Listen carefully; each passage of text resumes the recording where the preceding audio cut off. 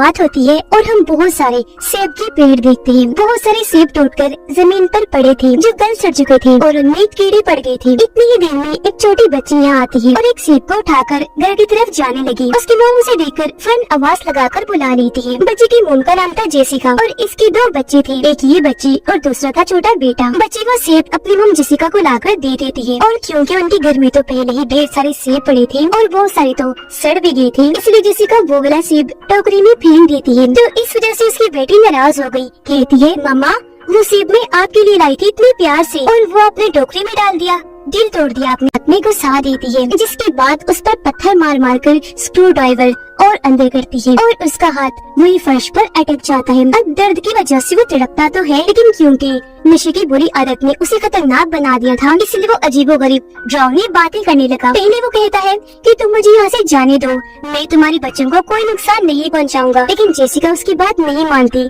क्योंकि वो जानती थी कि ये एक झूठा इंसान है। फिर वो बताता है कि नशा छोड़ने के लिए हॉस्पिटल में मैं भी गया था, मैं सुधरना चाहता था, लेकिन मुझे इस बात का एहसास हुआ कि सुधर भी गया तो क्या होगा, चाहे मैं जिंदा रहूं या मर जाऊं, इस दुनिया में किसी को कोई फर्क नहीं पड़ेगा। ये बातें करते करते वो जेसिका को भी तोड़कर कमजोर करने की कोशिश करने लगा। कहता है मैं जानता हूँ तुम नशा करना चाहती हो, लेकिन बस डरती हो और देखना एक दिन तुम खुद ही हार मानकर फिर से नशा करना शुरू कर दोगी।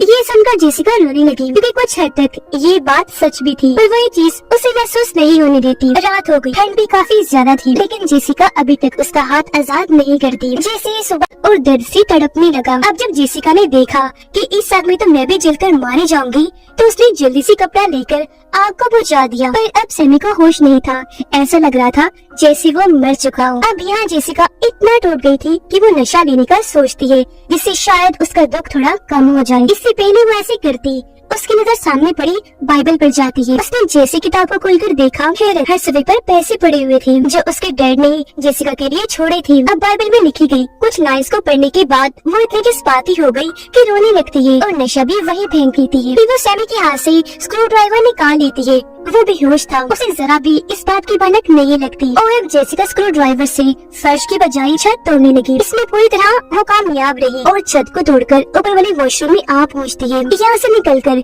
वो कमरे में जाने लगी। बच्चों के पास उसे डर था कि कहीं उन्हें कुछ होना गया हो, लेकिन खुशकिस्मती से दोनों बच्चे बिल्कुल ठीक थे, जिससे उसकी जान में जान आई। अब बच्चे भूखे थे, खाना गाड़ी में पड़ा था जिसकी चाबी सैमी के पास थी। चुपके से चाबी उसके पास से निकाल कर बच्चों को लेकर वो गाड़ी तक जाने लगी, पर बाहर बहुत तेज बारिश हो रही थी। वो बच्चे का दूध नहीं लाई थी, इसलिए बच्चों को लेकर वापस घर आ गई। सर्दियों का मौसम था और बच्चे क्योंकि बहुत भीग गए थे, इसलिए वो उनको घर में ही छोड़ती है क्योंकि वो बीमार भी पड़ सकती थी। अब खुद वो बाहर जाते हैं खाना लेने। गाड़ी से खाना नीचे गिर गया था। जब वो खाना उठा रही थी तो हम देखते हैं कि सैमी को होश आ गया है, जो खिड़की पे खड़ा होकर जेसिका को देख रहा था। खाना लेकर वो जैसे घर की तरफ आई तो देखती है कि दरवाजा बंद है, क्योंकि अंदर से सैमी ने ही दरवाजे को बंद कर दिया था।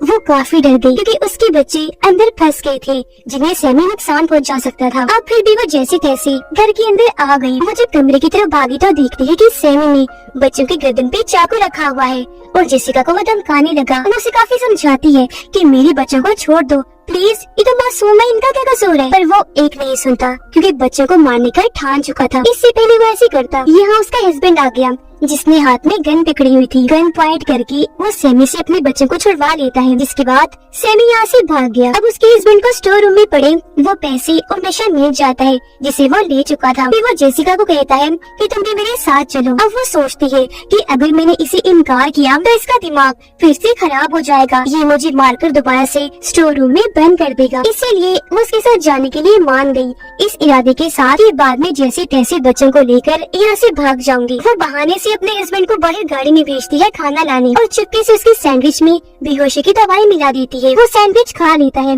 लेकिन तभी उसने नशे वाली सिरिंज निकाली। पहले खुद नशा किया और जब जेसिका की बारी आई तो वो उससे गन छीनने लगती है। यहाँ वो उसके इरादे समझ चुका था, इसीलिए उसे पकड़कर पीछे धकेलता है और दोबारा से उसे मारने लगा। लेकिन इस बार वो भी चुप नहीं बैठती, जवाबी हमला करती है और जब उसकी हालत खराब हुई तो वो उसे उठाकर खिड़की से बाहर फेंक देती है और वो बहुत बुरी तरह वहाँ गिरकर बेहोश हो जाता है। अब हम कुछ दिन के बाद का वक्त देखते हैं जहाँ अब जेसिका ने यहाँ रहना सीख लिया था। उसे जैम बनाने का जबरदस्त तरीका मिल गया जो वहाँ पड़ी एक किताब में ही लिखा था, लेकिन क्योंकि पहले वो नशे में धुत रहती थी इसलिए उसने कभी भी इस पर ध्यान नहीं दिया। अब जब नशे की लत खत्म हुई तो उसकी आंखें खुल गई। उसने दिमाग लगाया कि जैम बनाने के लिए सारे सेब का ठीक होना जरूरी नहीं है, हम गले हुए सेब को जाया ना करके उसका भी जैम बना सकते हैं। वो गला हुआ हिस्सा अलग करके सब कुछ ठीक हो गया था। घर की हालत भी अच्छी हो गई थी और जेसिका ने भी खुद को काफी बदल लिया था क्योंकि उन्हें अब पैसों की कोई तंगी नहीं थी। जैम का बिजनेस काफी अच्छा चल रहा था और वो अपने बच्चों को काफी अच्छे से पाल रही थी। अब ये कहानी हमें सिखा रही है